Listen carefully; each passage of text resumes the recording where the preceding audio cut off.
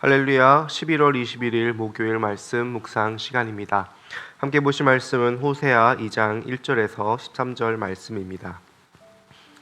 이제 너희는 형제를 암미라고 하고 자매를 루하마라고 하여라. 고발하여라. 너희 어머니를 고발하여라. 그는 이제 나의 아내가 아니며 나는 그의 남편이 아니다.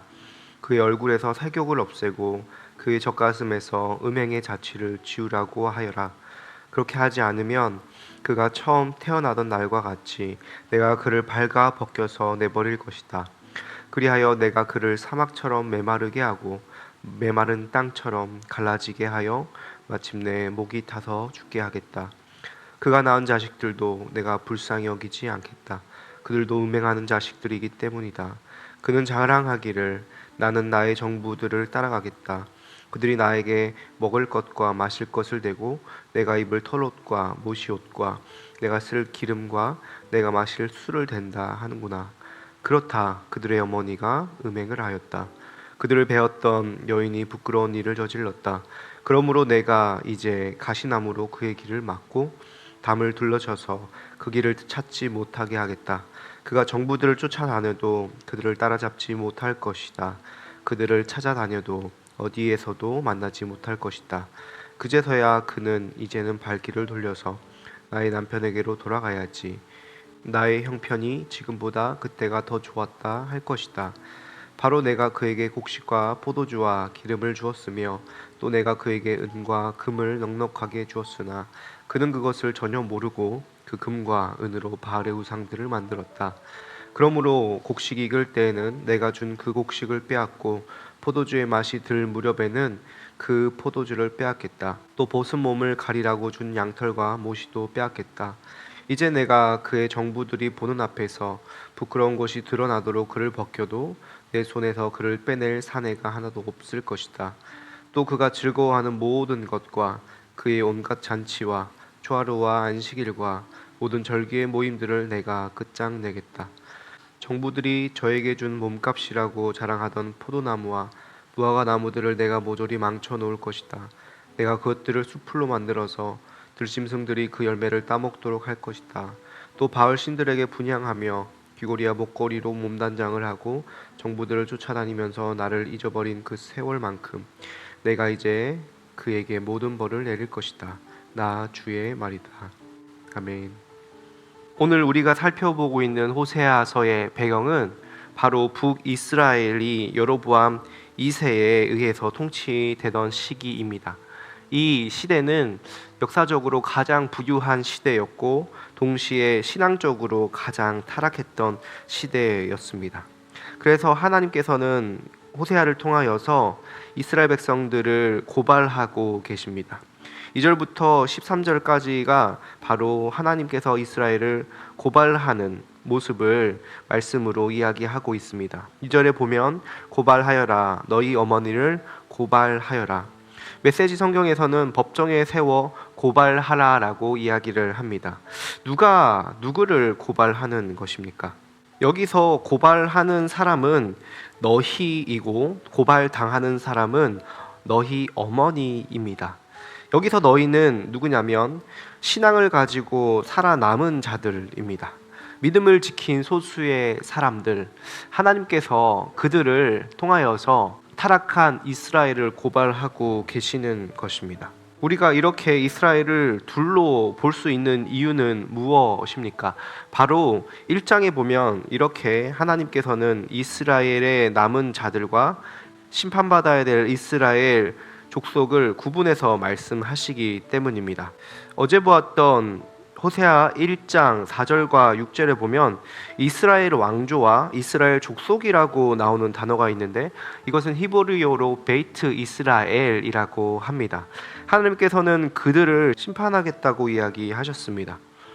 그런데 10절, 11절에 보면 이스라엘 백성들을 어떻게 부르시냐면 이스라엘 자손이라고 말씀을 하십니다. 이스라엘 자손을 살아계신 하나님의 자녀라고 이야기하면서 그들이 크게 번성할 것이라고 회복을 말씀하십니다. 그러면서 그들을 이제 암미라고 루하마라고 하여라 2장 1절에서 이야기하는 것이죠. 하나님께서 이렇게 이스라엘을 둘로 나누어 보시는 이유는 무엇입니까? 여기서 나오는 이스라엘 자손은 바로 브네이 이스라엘이라고 표현합니다. 먼저 심판받아야 될 이스라엘 족속은 민족적인 정체성을 이야기하며 또한 이스라엘 왕조를 이야기합니다. 하나님께서 선택하셨지만 왕들을 통하여서 이스라엘을 다스리기 원하셨지만 하나님을 반역하고 하나님의 언약 백성으로 지위를 포기한 심판받아야 될 이들이 바로 베이트 이스라엘 족속인 것이죠. 동시에 하나님께서 이스라엘 가운데서 구원하고 살리실 이들은 누구시냐면 바로 브네이 이스라엘입니다. 그들은 자손이라는 단어는 후손을 표현하고 있는데 이들은 하나님과의 관계 속에서 살아가고 있는 새로운 세대를 이야기합니다. 하나님의 백성이라고 불리는 이스라엘의 수많은 사람들이 살아갈지라도 하나님의 참된 언약의 자손으로서 하나님의 백성의 정체성을 이어가는 이들이 바로 참된 하나님의 자손들입니다. 마치 엘리야 시대에 남겨진 7,000명의 사람들, 바알에게 무릎 꿇지 않았던 7,000명의 사람들처럼 하나님께서는 하나님의 관계 속에서 세상을 거슬러 살아가는 이들을 살리시고 구원하시며 그들을 통하여서 하나님 나라를 이루어 가시는, 그들을 통하여서 하나님의 나라를 이루어 가십니다. 그래서 오늘 너희는 너희의 어머니를 고발하라고 이야기합니다. 이스라엘을 고발하라고 하시는 그 이유는 무엇일까요? 바로 음행의 죄, 간음의 죄를 고발하라고 하십니다. 어머니 이스라엘이 음행하여 연애하는 자를 따라가며 내가 가진 모든 것이 다 우상에게서 받았던 것이라고 이야기했기 때문입니다. 하나님께서 주신 먹을 것과 마실 것, 털옷과 모시옷과 기름과 술을 다 우상에게서 받았다라고 지금 이스라엘이 이야기하는 것이죠. 하나님께서 주신 모든 것들을 이용하여서 바알의 우상을 만들었습니다. 8절에 보면 이렇게 나옵니다. 내가 그에게 곡식과 포도주와 기름을 주었으며 또 내가 그에게 은과 금을 넉넉하게 주었으나 그는 그것을 전혀 모르고 그 금과 은으로 바알의 우상을 만드는 데 썼습니다. 다른 말로 하면 우상을 섬기는 데 썼다는 것이죠. 예를 들면 이런 것입니다. 바람난 아내가 이렇게 얘기하는 것이죠. 남편이 벌어준 옷과 다이아 반지와 차를 몰면서 이것들이 다 나의 내연남이 준 것이다라고 이야기하고 또 남편이 벌어져다 준 그 돈을 가지고 내연남을 위해서 쓰는 그런 배은망덕한 모습을 바로 이스라엘이 하나님에 대하여 자신의 남편이신 하나님을 배신하며 이렇게 행동하고 있다고 고발하는 것입니다. 그렇게 할 때 하나님은 어떻게 하십니까? 11절에 보면 원래 하나님이 주셨던 것, 원래 남편이 벌어다 준 그 모든 것을 그 음행한 아내에게서 빼앗아 버리겠다라고 이야기를 하십니다. 그렇게 하여서 결국 하나님께로 돌아올 수밖에 없도록 하시겠다는 것이죠. 그리고 13절에 보면 하나님은 이스라엘이 정성 들여 멋을 내서 자기가 사랑하는 바알을 사랑하고 섬긴 그 날수만큼 벌을 주시고 심판하겠다고 심판을 약속하십니다. 여러분, 이 그림을 보면 어떻습니까? 하나님께서 사랑하는 이스라엘 백성이 자신을 사랑해준 남편을 버리고 내연남을 만들어서 하나님을 떠나 하나님께 받은 모든 것으로 내연남과 함께 즐기는 그런 패역한 모습, 배은망덕한 모습을 보며 그들이 심판받아야 마땅한 것을 우리도 알게 됩니다. 그래서 하나님은 오늘 너희가 어머니를 고발하라, 이스라엘 남은 자들이 패역한 이스라엘의 모습들을 고발하라고 이야기하십니다. 여러분, 그런데 이 모습을 보면서 어떤 생각이 드십니까? 바로 이런 모습이 우리의 모습과 비슷할 때가 있다라는 것입니다. 하나님께서 주신 수많은 것들을 나를 위하여 또 내가 사랑하는 것들을 위하여서 하나님께 감사하지도 않고 쓰고 살아가는 자기중심적인 죄악된 모습을 보게 됩니다. 그래서 여러분, 여기서 고발당하는 이스라엘 족속의 모습도 우리의 모습이요, 여기서 고소하고 있는 하나님을 사랑하여서 주님을 따라가고 있는 모습도 일면 우리의 신앙적인 모습이 있음을 알게 됩니다. 이스라엘 백성을 둘로 나눈다 할지라도 결국 그들이 이스라엘로 묶이는 것처럼 우리가 먼저 심판받아야 될 죄인이지만 예수님으로 말미암아 의롭게 된 사람이라는 정체성을 보게 됩니다. 때로는 우리가 우리 자신을 돌아볼 때에 어제 들었던 말씀처럼 로 루하마, 로 암미, 이스라엘, 하나님의 은혜를 긍휼을 받을 수 없는 하나님의 백성이 아닌 자들이었다가 우리가 하나님을 만나고 하나님의 백성, 하나님의 긍휼을 받은 자로 암미로 루하마로 변화된 우리의 모습들을 보게 됩니다. 그러면서 우리는 우리에게 여전히 죄성이 남아서 하나님을 끊임없이 반역하면서 살아감에도 불구하고 이런 우리를 끝까지 포기하지 않고 사랑하시는 하나님의 은혜를 동시에 경험하게 됩니다. 여러분, 이런 갈등과 모순을 해결하는 곳이 어디입니까? 바로 십자가입니다.